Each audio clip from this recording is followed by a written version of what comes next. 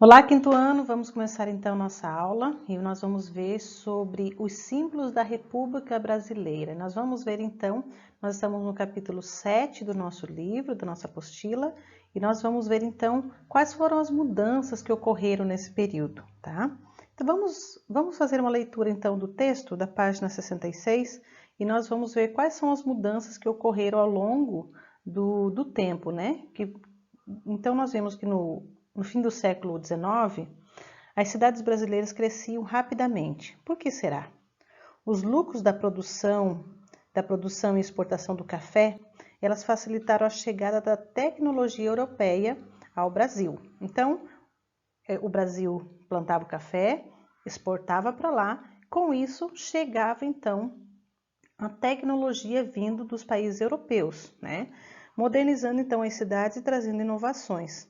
Entre elas, as inovações que vieram para o Brasil foi a luz elétrica, as ferrovias, os bondes, a expansão de escolas, faculdades, hospitais, indústrias e estabelecimentos comerciais. O Rio de Janeiro e São Paulo foram as cidades mais beneficiadas do país, pois nelas o desenvolvimento econômico era maior e também por ser cidades portuárias, né? Então as coisas chegavam mais rapidamente no Rio de Janeiro e São Paulo.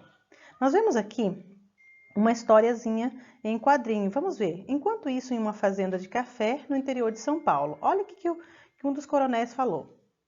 Mas, coronel, o senhor acha que essa forma de governo imperial combina com os novos tempos? Não podemos continuar com um governo centralizado na figura de um rei que lembra o passado colonial. É mesmo, compadre. Meu filho, que se formou em direito na Europa, vive dizendo que em São Paulo e Rio de Janeiro não se fala em outra coisa. Os jornais estão publicando várias críticas ao governo de Dom Pedro II. Aí ele falou: que venha então a República. O governo deve ser do povo. Já é hora de construirmos um país melhor, de ordem e progresso. Isso mesmo, compadre. Somos o único país da América do Sul que ainda não é uma república. Então nós vemos aqui que ainda eles continuavam, né, com o sistema de rei, né? O Dom Pedro II ainda governava ainda era um sistema de monarquia, governado então por um rei, e eles estavam querendo melhorias para o país. No box Você Sabia? Nós temos então, nós temos aqui uma curiosidade. A palavra pátria procede do antigo latim pater, que significa pai. A partir desse termo desenvolveu-se a pátria, ou seja, patrício, aplicada aos descendentes dos primeiros habitantes de Roma, aos quais tinham prestígio social, pois possuía as melhores terras. A pátria também é uma referência à terra natal, a terra de origem de alguém ou dos seus antepassados ou lugar de onde a pessoa nasceu. Com o tempo, esse termo passou a ser associado à terra-mãe de um povo, né?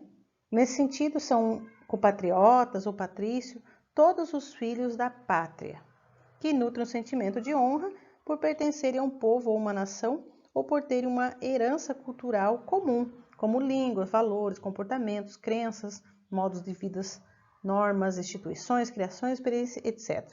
Olha aí, então, analise no quadro, que nós vemos então a pintura de Manuel Lopes Rodrigues, né? Que nós temos uma tela pintada, né, a óleo, exposta no Museu de Artes da Bahia, em Salvador. Nós temos então essa tela.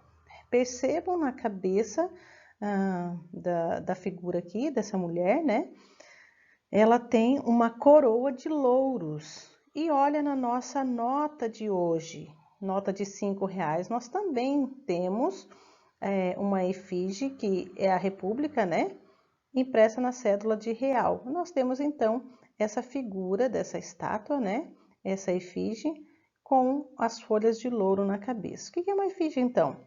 A representação de uma pessoa numa moeda, medalha, uma pintura ou uma escultura. Você vai precisar fazer então, compare a mulher retratada na pintura, que é uma alegoria da República, de Manuel Lopes Rodrigues, com a efígie impressa na cédula de real. O que há de semelhança entre essas imagens? pesquise e descubra o significado dessas semelhanças. Então, você vai ver e vai descobrir quais são as semelhanças dessas duas figuras. Olha então a nossa bandeira atual. Olha que linda que ela é. A bandeira atual nacional brasileira surgiu em 19 de novembro de 1889, 4 dias depois da proclamação da República em 15 de novembro. Ela é o símbolo máximo da nação brasileira. Então, todo 19 de novembro, nós comemoramos, então, o Dia da Bandeira, tá? Então, faça uma pesquisa sobre a bandeira brasileira, responda o que representa. O que representa as cores verde e amarela? O que significa o círculo azul e as estrelas? E a número 2 diz, verifique se existem estrelas nas bandeiras estaduais brasileiras ou de outros países. Escolha 2 dessas bandeiras e explique o significado de suas estrelas. E compartilhe então conosco, né, com seus colegas, quando tiver, ou se você quiser deixar um comentário, você pode colocar então o que você descobriu a partir dessa pesquisa. Nós temos também a bandeira, o brasão, né? A bandeira, o brasão e os selos nacionais são símbolos oficiais que representam a nação brasileira. Então, você pode ver que nós temos o nosso brasão, né? Que tem uma estrela com um círculo, nós temos ali estrelas em volta, temos ao centro, nós temos o Cruzeiro do Sul. Então, nós temos o nosso brasão, República Federativa do Brasil, né? Que tem o nosso selo nacional, né? E o nosso brasão. A expressão ordem e progresso, escrita na bandeira brasileira, reflete o pensamento político, que é positivista, né? Das pessoas que tornam o Brasil uma república. Para elas, a nacionalidade e a objetividade científica eram a base do desenvolvimento e do progresso da humanidade. Essas ideias tiveram sua origem numa frase atribuída a Auguste Comte, que dizia: o amor por princípio, a ordem por base e o progresso por fim. Essas ideias avançaram devido ao grande desenvolvimento urbano, industrial e científico vivenciado na Europa no fim do século XIX e o início do século XX. A eletricidade iluminava as ruas e as casas. O telégrafo e o telefone facilitavam a comunicação à distância.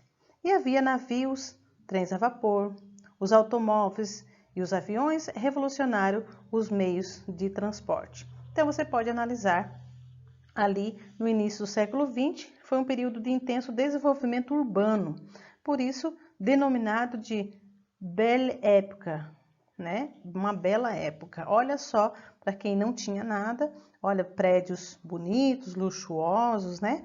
Com carros, automóveis, você pode ver que alguns têm aquela maçaneta à frente que dá a partida.